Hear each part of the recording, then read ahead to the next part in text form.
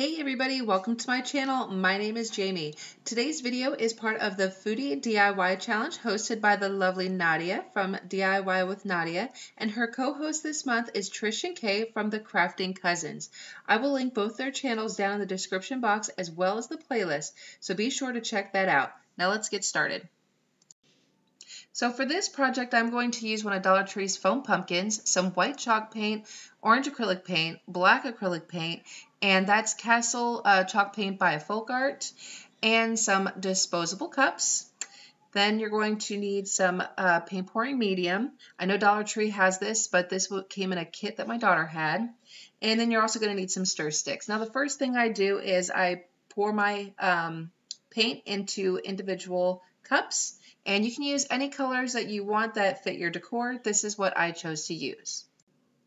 So yes, this is a paint pouring project. And the next thing you're going to need to do is you're going to pour the medium into the cups with the paint and give it a good stir. I also decided to use this color Key West by Apple Barrel, which I thought was actually kind of funny because I lived there once.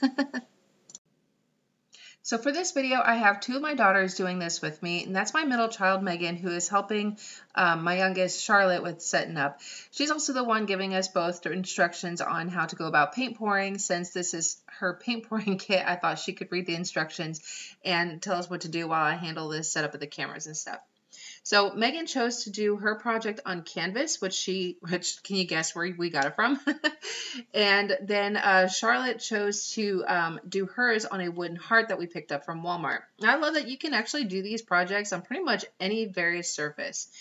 And you want to be sure that you have your project, whatever you're pouring on, to be in some kind of thing that will catch all the excess paint. So for my girls, I had two Dollar Tree pans that worked perfectly. And since I only had two, I used a large Tupperware container that I had no use for. So I just recommend, oh, and that's my daughter showing you the paint that she's using. But yeah, so I definitely recommend using something that you are fine with disposing of after your paint pouring project, and just, you know, something that you don't care and that you can just discard later. So the next step is to pour your paints in any order you wish into a separate empty cup. Now do not stir these colors up.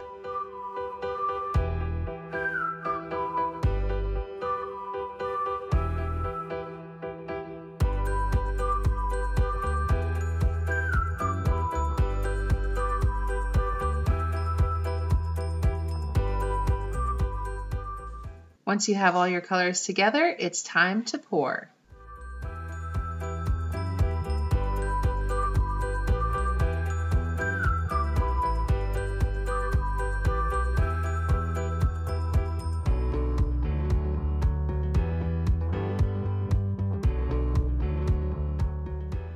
And then for some reason, I started getting a little crazy with it, and I just kind of started adding the colors individually like this. And you can do this in any order that you really wish to do it.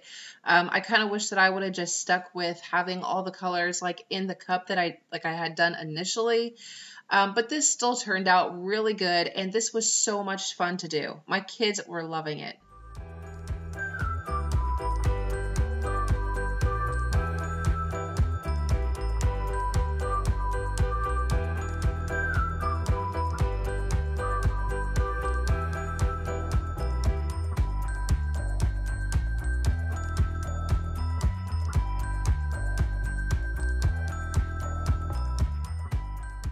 Once you're all done with the pouring part of it, you can actually pick your project up and move it around and watch the colors kind of move around a little bit. It's really neat. Sometimes even makes like this marble effect, and you want to be really careful. This takes a long time to dry. I mean, pretty much the rest of the day, but this turned out so cool.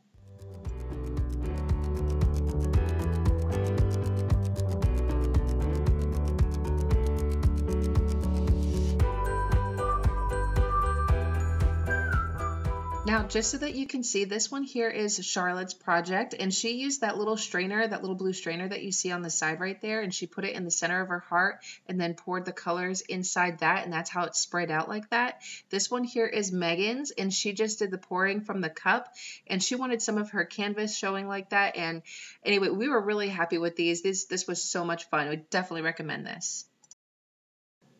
And just so that you can see mine a little bit better, I had to take it out of the Tupperware because there was so much paint in that Tupperware that I needed it to dry and it was still taking forever.